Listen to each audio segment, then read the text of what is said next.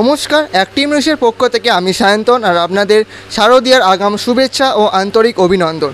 আর active news তাদের জন্যই যারা পুজো দেখতে ভালোবাসে, পুজো নিয়ে মেতে উঠতে পছন্দ করেন।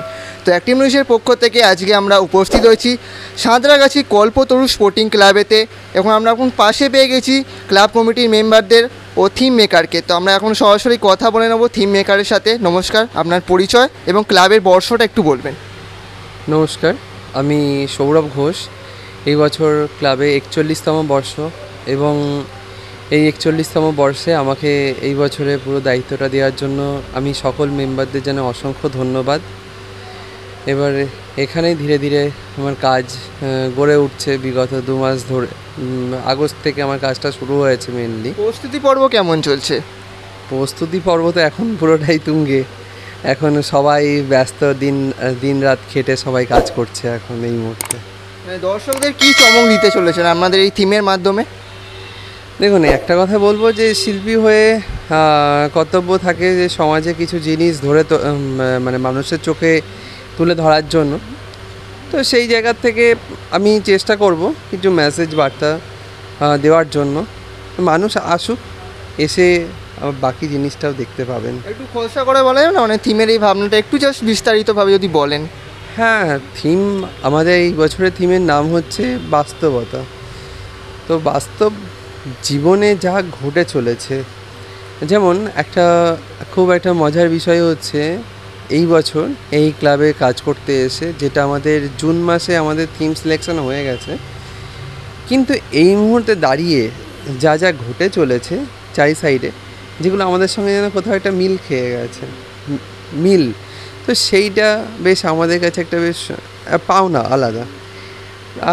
এছাড়া মানুষের সব পরিকাঠামো, সেইগুলো টোটালটা আমি তুলে ধরছি এই থিমের মাধ্যমে। এবং তাছাড়া বাস্তব সমাজে মানুষ অনেক স্বপ্ন, আমরা সবাই স্বপ্ন নিয়ে বেঁচে থাকি।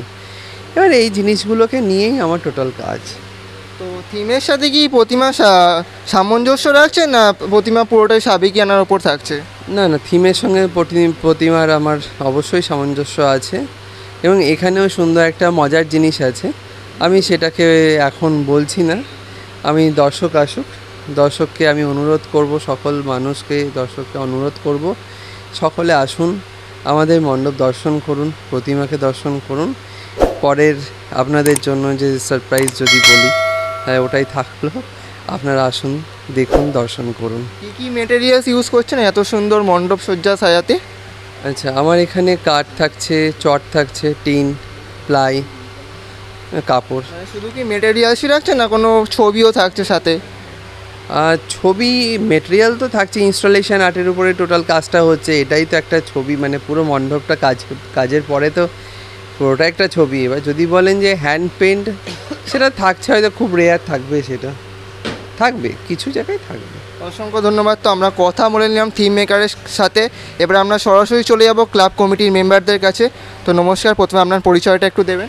নমস্কার, সাঁতরাগাছি কল্পতরু স্পোর্টিং ক্লাবে আমি সাধারণ সম্পাদক, আমি সৌরভ শেঠ।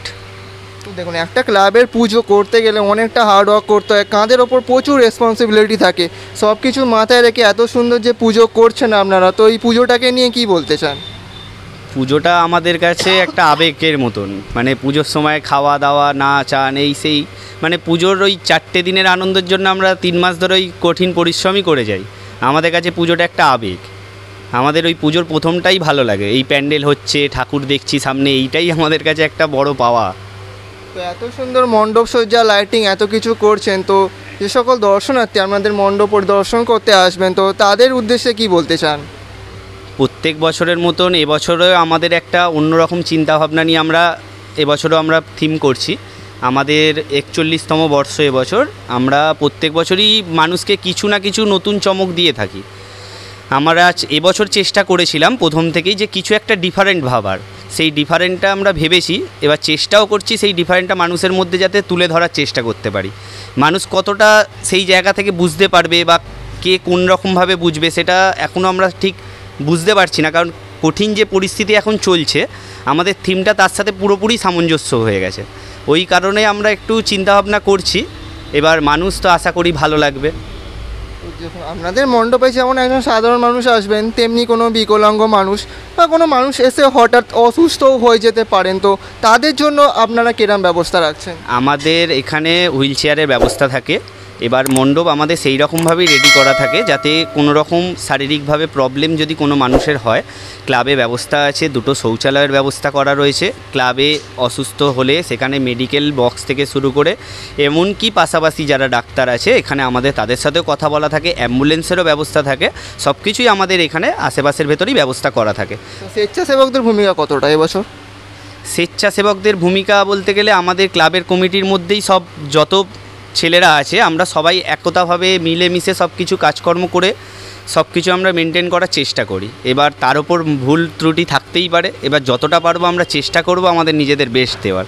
ফায়ার প্রোটেকশনের জন্য কি ব্যবস্থা রাখছেন?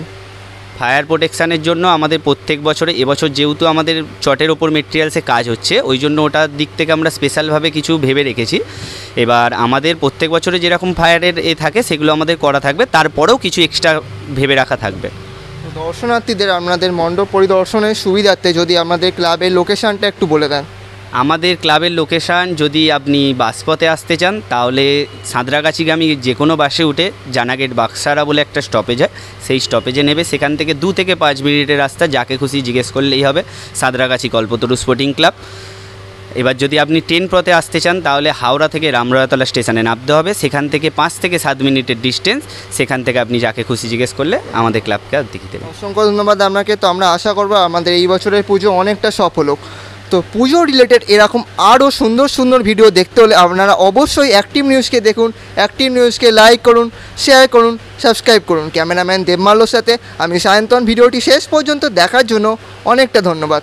Thank you.